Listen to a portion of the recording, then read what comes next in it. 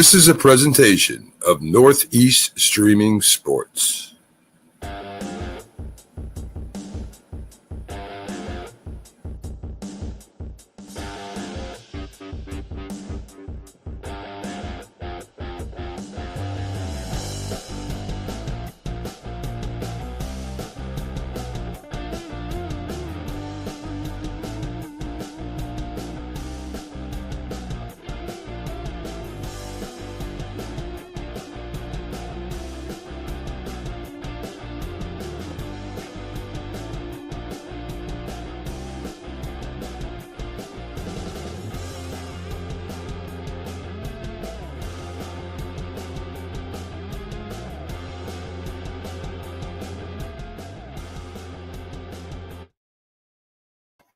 All right, my friends, here we are live. No, we're not live. It is Saturday, September the 13th, 2025. I'm recording this a few days earlier, so I had to get my dates squared away in my head. This is the Dr. Sem Yankees Show, and we have 30 minutes approximately of baseball discussion for all of you, as we have every single week. But before we begin, let me remind you to make today great. Let's make today a great day. How do you make your day great? Well, it's quite simple. You look around you and you find the good that is around you, and you appreciate it. You take it inside and you appreciate it. And you say, there is goodness. It is there. Even when there's bad things that happen all over. And in our lives personally, there is still goodness. And we take that goodness, this is what we need to do, and we need to cherish it. We need to appreciate it. We need to give thanks for that goodness. And then we need to take that goodness and give it to others. When we give love, it comes back to us, in fact, in greater amounts than we ever gave. When we give kindness, that's also true. Kindness and love and understanding, empathy, all of those wonderful characteristics, when we give them, and we need to give them in abundance, they do come back to us. And they come back to us in greater amounts. That doesn't mean that they come back to us from everybody, because they certainly do not. But they do come back to us from most. And that's what matters. All right, my friends, also a reminder that this wonderful program is brought to you by Artemisia Publishing. Artemisia, which can be found at apbooks.net, is a fantastic traditional publisher located in the good old United States of America. And they have published many of my wonderful books. Do you need to be motivated? Then read 365.2. That'll motivate you. That'll get you out of any doldrums. That'll get you doing things you never thought possible. They published Roy White's wonderful autobiography written with me, From Compton to the Bronx. They published my wonderful award-winning novel, Scattering the Ashes. If you haven't read Scattering the Ashes, you are missing the greatest novel ever written. And of course, they also published The Least Among Them, one of my other books, which was also an award winner. Go to apbooks.net. Now, some people are asking me, Dr. Sem, how can I advertise? How can I get in touch with your program? Well, you can reach me at drpaulsamauthor@gmail.com. If you need me to come on your podcast, if you need me to come speak, or if you'd like to advertise on this show, reach out to me. And of course, this is the Dr. Sem Yankees Show. We'll put that up. That's part of the Start Spreading the News network, which is really just this and my wonderful Yankee site. Start Spreading the News. Fantastic Yankee site, the best in the business. Also, the most family-friendly Yankees site. We established and we maintain a very high bar for respectful commentary. That does not mean by any chance and in any way that we agree or we give our approval, tacit or otherwise, to moves and decisions the Yankees make. That doesn't mean we are Yankee fans to the point where all we do is rah, rah, go Yankees. No, we're probably the most literate and critical of the Yankees. We're honest, but we do so in a manner that is respectful. So come to start spreading the news. We put out tons of brand new content every day. Nobody matches what we do, and it is the best. So here we are at the Dr. Sem Yankees Show, and I'm recording this on Thursday.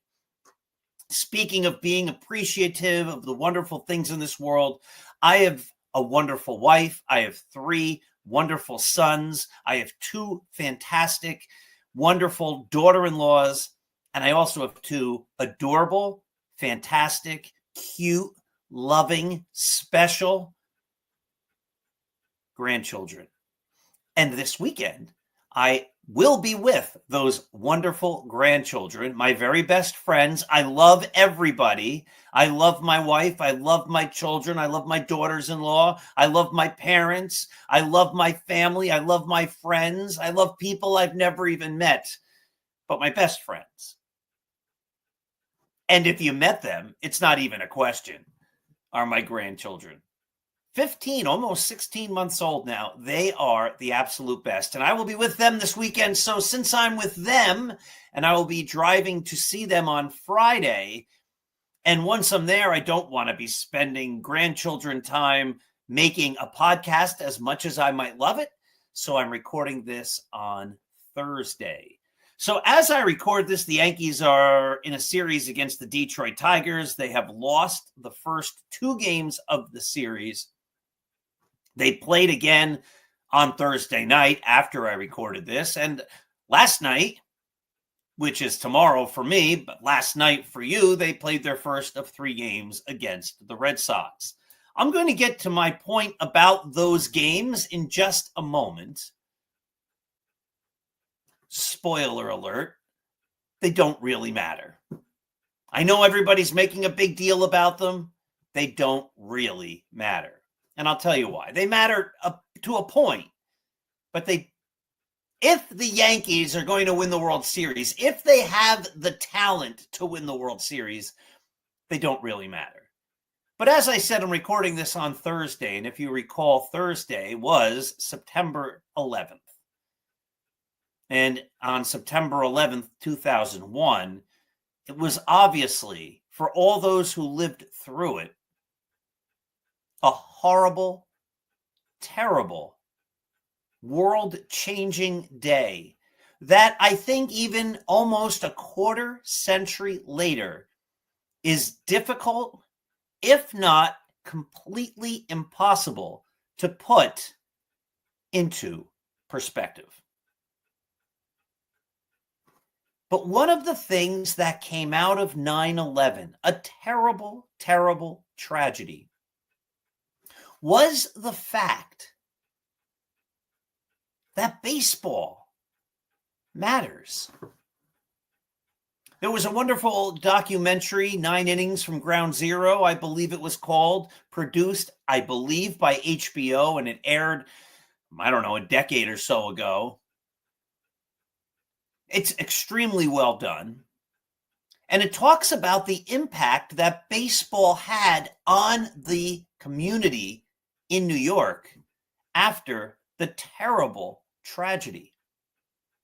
And the impact that baseball had, I don't think even the players understood until they lived it.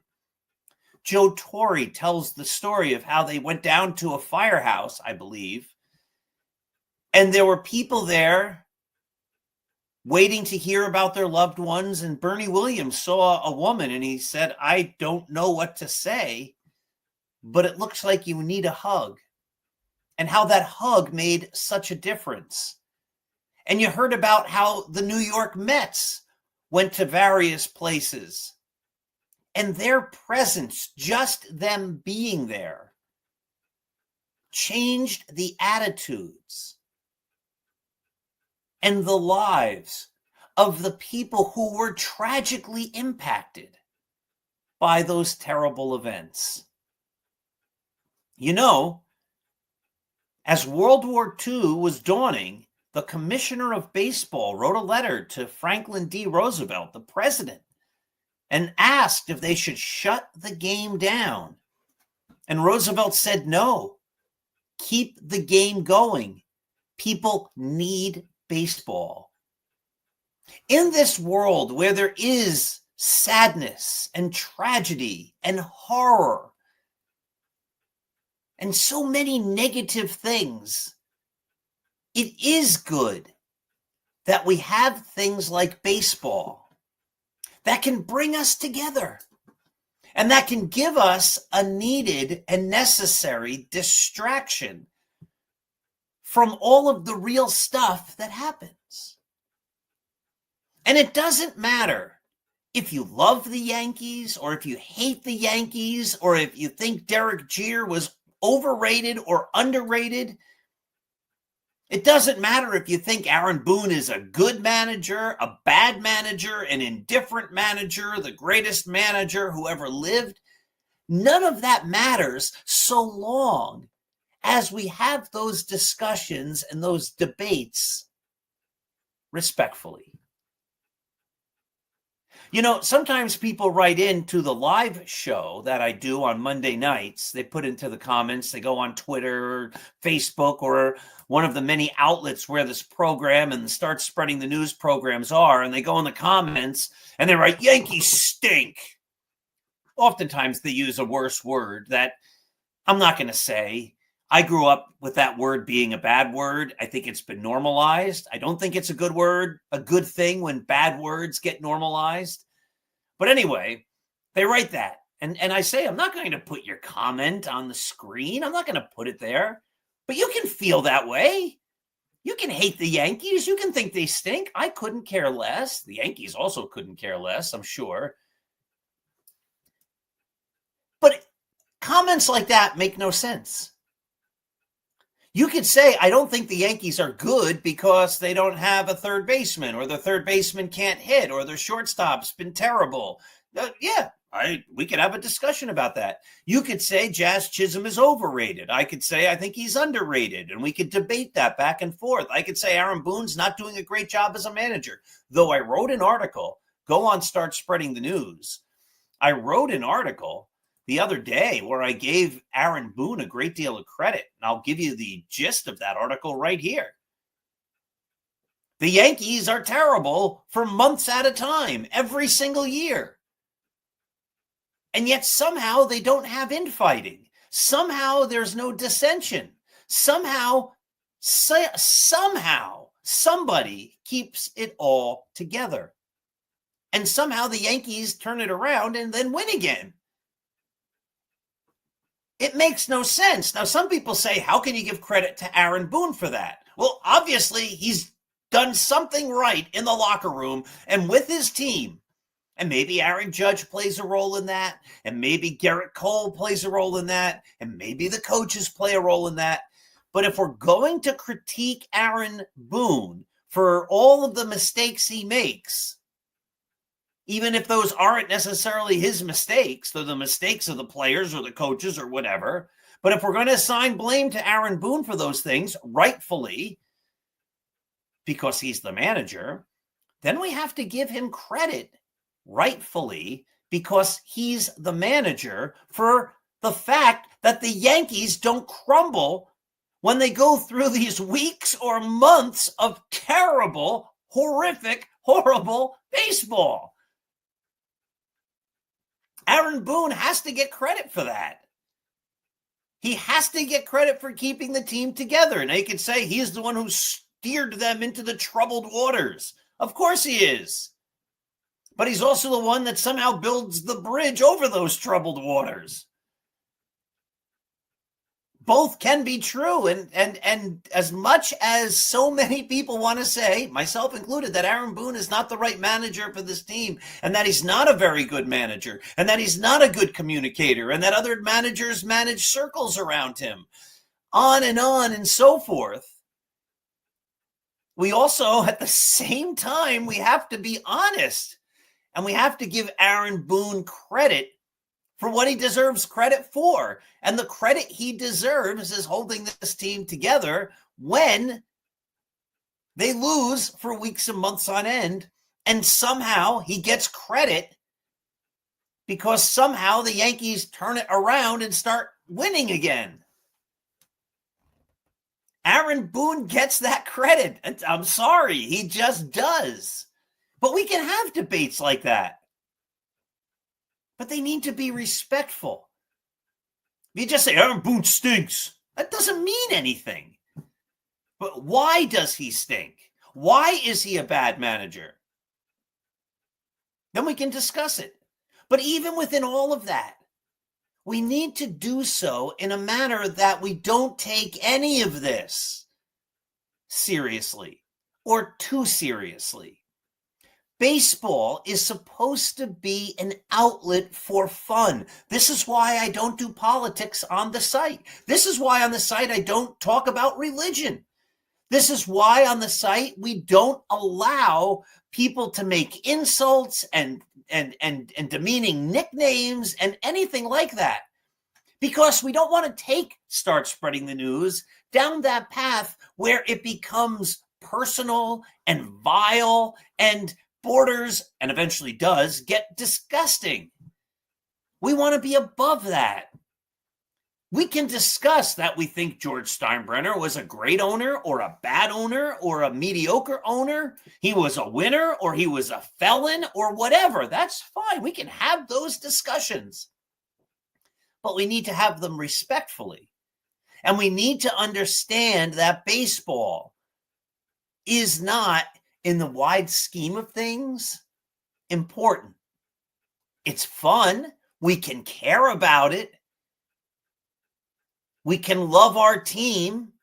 We can hope against all hope, and boy, am I hoping that they can win the World Series once and for all. But in the end, we do have to keep in perspective that we're just rooting for a bunch of people playing a little boy's game. You might say, well, it's a grown-up game. Sure it is. I still play baseball, and I'm a grown-up. I'm approaching 60 quicker than I ever thought. My father-in-law the other day said he just celebrated his 87th birthday. He just said, I think I can make it to 100. And I thought, wow, that's awesome. And then I thought, oh, crud. When he's 100, I'm going to be 70. Yikes. Yikes. That's old. I mean, it's probably not all that old. And when you get there, you're probably like, yeah, it's not so bad.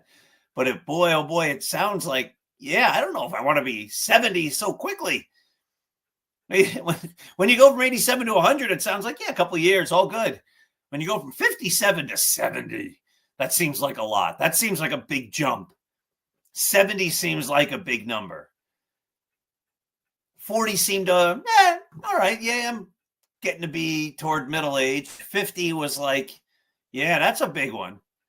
70 feels like, wow, that's huge. I mean, I look forward to 70, but I'm not looking, I look forward to being 70 one day, but I'm not looking forward to getting there anytime soon. So we keep baseball in perspective. Baseball has healing powers. It did on 9/11 and in the aftermath. Baseball can bring us together. Baseball can give us great things to talk about and debate and discuss. But we just have to keep it in perspective. There are more important things in the world, obviously, than baseball. All right, I was saying I didn't really think the games that the Yankees are playing, they won 2 out of 3 against the Astros. This is the difficult part of the schedule, the big last push. Then they won 2 of 3 against the Blue Jays. They're showing their mettle. And as you know, before Thursday night, they had lost the first two games against the Tigers, I think by a combined score of 400 million to 4, something like that. I think it was 23 to 3 or some crazy thing. The Tigers crushed the Yankees in the first two games of the series, and maybe in the third one, or maybe the Yankees won. Who knows? And then again, the Yankees played the Red Sox last night in the first of their final three big games before the end of the season. But the games don't really matter. And I'll tell you why the games don't really matter. I put this on Start Spreading the News on Thursday. I wrote, with just 16 games to play, the Yankees have a 4-game lead on the Rangers. This is for the final wild card spot. A 6-game lead over the Guardians, 6.5-game lead over the Royals, and an 8-game lead over the Tampa Bay Rays. If you're up by 4 games with 16 to play, and the team that is down is the Rangers, that's the team that would have to somehow catch you. The Rangers aren't very good. And then you're 6 games better than the Guardians and 6.5 better than the Royals. I mean, the Rays are out of it. Let's go. You're 8 games behind the Yankees. You're not catching the Yankees with 16 games and 8 when you're 8 games behind. And again, as you're watching this, it's only 14 games left. And of those 14 games, the Yankees will be playing 3 against the Twins, then 4 against the Orioles, then 3 against the White Sox, and then 3 against the Orioles. The Yankees are certainly not going against, I don't know, the greatest teams who ever lived. They're going against last place clubs playing out the string. So the Yankees will make the playoffs. Now, I know seeding matters. I get it. You'd rather win the division. You'd rather have the bye. But this is what fans also do. You know this. We say emphatically, or they, the general they say emphatically, we want to get the bye. And then when they win the next series after the bye, they say, oh, that rest helped them. That rest was great. But if they lose the next series after the bye, they go, you know what it was? They got rusty. They had too many days off. That's why they lost. What we do, or they, is we find a justification for anything that happened. They lose the first series after winning the wild card. Well, they were tired out from the wild card. They used up all their great pitchers. They win the next series after the wild card. Well, they were sharp because they had just gone through the gauntlet. I mean, people they say these things with such conviction, like they're absolute facts. You know, like when they say it's settled science, they say it in such a manner like, it's absolutely a fact. The reason the Yankees lost was because they had that layoff. Or, it's absolute fact. The reason the Yankees won was because they had the necessary rest. We don't know any of that, but fans love to talk like that. But here's my bigger point. Yes, it matters where you're seated until the games are played. And when the series is over, they'll have excuses why you won and why you lost. But if the Yankees are going to win the World Series, that should mean that they're the best team in the postseason against everybody else, which means whether they get the bye or not, whether they have to play the games in Fenway Park or Yankee Stadium or wherever else, whether they have to play 3 rounds or 4 rounds or 77,000 rounds, if they're the best team, they should win.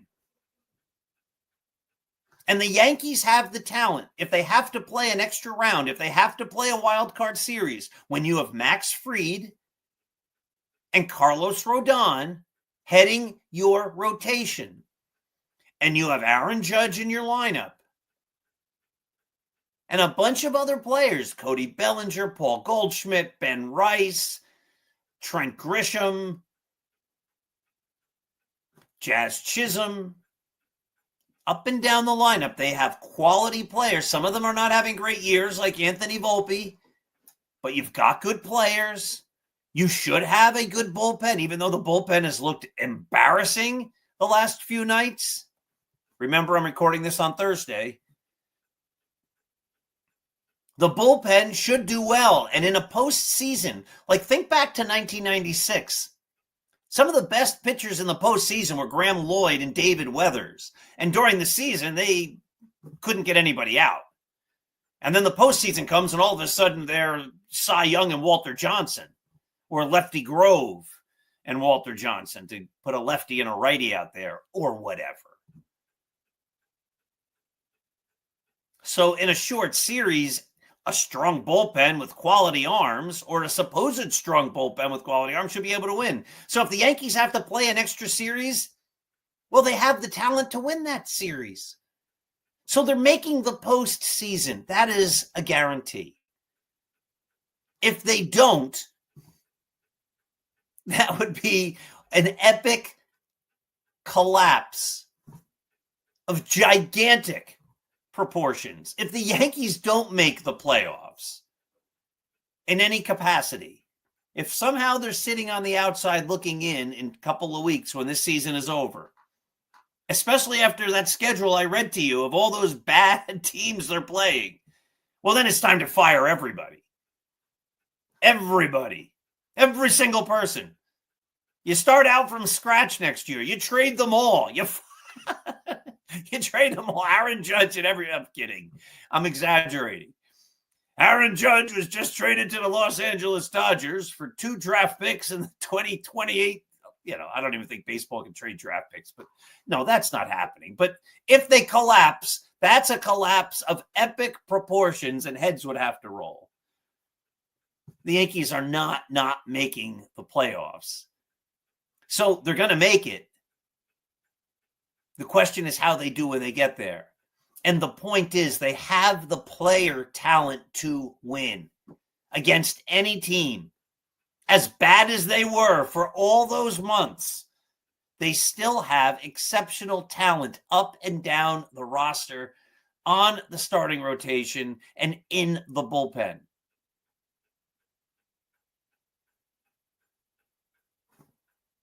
So the thing we should be looking forward to, instead of freaking out against, these are the last big games against the Red Sox, they mean everything. They don't really. They don't mean anything as far as the Yankees making the postseason. All right, my dear friends, we're just about at the bottom of the hour. I wanted to get into the fact that the Yankees and Major League Baseball putting games on streaming services is annoying and, in the long run, counterproductive. But we talked about so many other great things here that I didn't have time to get to any of that. And that's a shame. But guess what? There's always next week. Have a wonderful week. Look to the good. The next time you want to be angry at someone, find something good about them. Notice it. Appreciate it. And even maybe say it to them in a kind, sincere way. Instead of being angry, say, I love how passionate you are about that. I might not even agree with you, but I love your passion. I love how you wear your heart on your sleeve, or something like that. Give love, give kindness.